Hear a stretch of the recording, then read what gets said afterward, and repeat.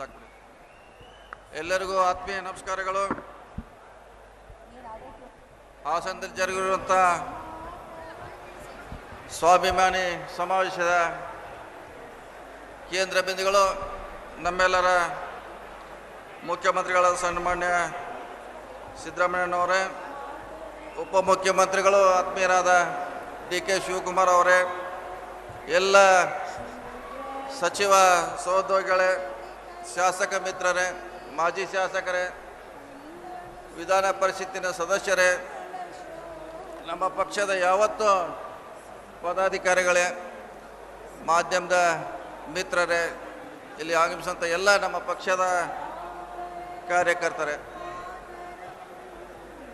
ಕಾಂಗ್ರೆಸ್ ಕರ್ನಾಟಕ ಪ್ರದೇಶ ಕಾಂಗ್ರೆಸ್ ಸಮಿತಿಯ ಆಶ್ರಯದಲ್ಲಿ ಇವತ್ತು ಸ್ವಾಭಿಮಾನ ಸಮಾವೇಶ. ಇದು ಸ್ವಾಭಿಮಾನ ಸಮಾವೇಶಕ್ಕಿಂತಲೂ ಕಾರ್ಯಕರ್ತರ ಸ್ವಾಭಿಮಾನಿ ಸಮಾವೇಶ ಅಂತ ನನಗೆ ಹೇಳಲಿಕ್ಕೆ ಭಾಳ ಸಂತೋಷ ಆಗ್ತಾ ಇದೆ. ಯಾಕಂದರೆ ತಾವಿಲ್ಲದೆ ನಾವು ಅಧಿಕಾರದಲ್ಲಿ ಇರಲಿಕ್ಕೆ ಸಾಧ್ಯ ಇಲ್ಲ. ನಿಮ್ಮ ಶ್ರಮ, ನಿಮ್ಮ ಪ್ರಯತ್ನ, ನಿಮ್ಮ ಹೋರಾಟದ ಫಲವಾಗಿ ಇವತ್ತು ಕರ್ನಾಟಕದಲ್ಲಿ ಸಿದ್ದರಾಮಯ್ಯ ನೇತೃತ್ವದಲ್ಲಿ ಸರ್ಕಾರ ರಚನೆ ಆಗಿದೆ. ಅದಕ್ಕಾಗಿ ನನಗಿದು ತಮ್ಮೆಲ್ಲರ ಸ್ವಾಭಿಮಾನ ಸಮಾವೇಶ ಅಂತ ಹೇಳೋಕ್ಕೆ ನನಗೆ ಭಾಳ ಹೆಮ್ಮೆ ಆಗ್ತಾಯಿದೆ. ಈಗಾಗಲೇ ಭಾಳಷ್ಟು ಜನ ನಮ್ಮ ಪಕ್ಷದ ಮುಖಂಡರು ನಮ್ಮ ಪಕ್ಷದ ಅಭಿವೃದ್ಧಿ ಸಾಧನೆ, ಅದು ಗ್ಯಾರಂಟಿ ಇರಬಹುದು, SC STಗಳಿಗೆ ಅನುದಾನ ಇರಬಹುದು, ಒಟ್ಟಾರೆ ಆಗಿರುವಂಥ ಈ ರಾಜ್ಯದ ಅಭಿವೃದ್ಧಿ ಇರಬಹುದು, ಗ್ಯಾರಂಟಿಗಳಿರ್ಬೋದು, ಇವೆಲ್ಲ ಸಿದ್ದರಾಮಯ್ಯ ನೇತೃತ್ವ ಸರ್ಕಾರ ಈ ರಾಜ್ಯದ ಜನತೆಗೆ ಕೊಡುವಂಥ ಪ್ರಾಮಾಣಿಕ ಪ್ರಯತ್ನ ಮಾಡಿದೆ.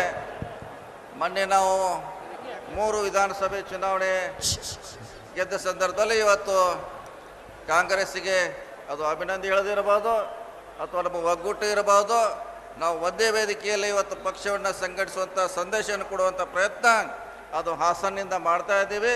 ಈ ಕಾರ್ಯಕ್ರಮ ರಾಜ್ಯದ ಎಲ್ಲ ಮೂಲೆಗಳಲ್ಲಿ ಆಗಬೇಕಂತ ನನ್ನ ಬಯಕೆ ಇದೆ. ಎಲ್ಲಿವರೆಗೆ ತಾವು ಕಾರ್ಯಕರ್ತರು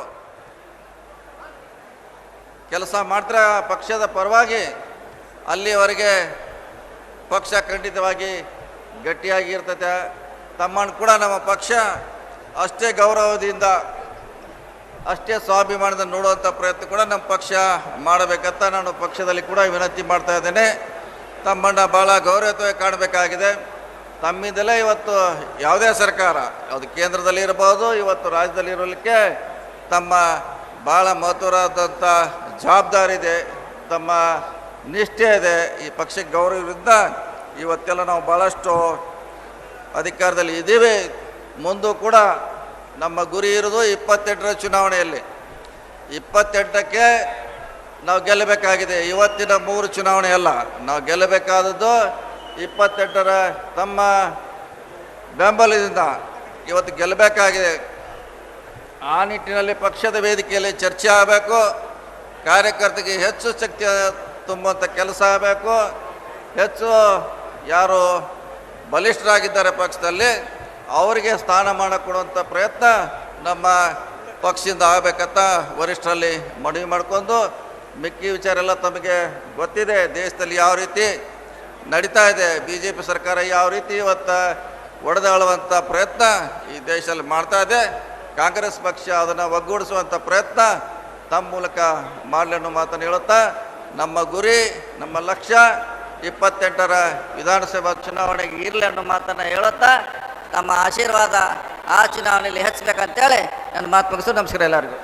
ಹೆಚ್ಚಿನ ವಿಡಿಯೋಗಳಿಗೆ ಪ್ರತಿಧ್ವನಿ ಯೂಟ್ಯೂಬ್ ಚಾನೆಲ್ ಸಬ್ಸ್ಕ್ರೈಬ್ ಮಾಡಿ, ಬೆಲ್ ಐಕಾನ್ ಕ್ಲಿಕ್ ಮಾಡಿ.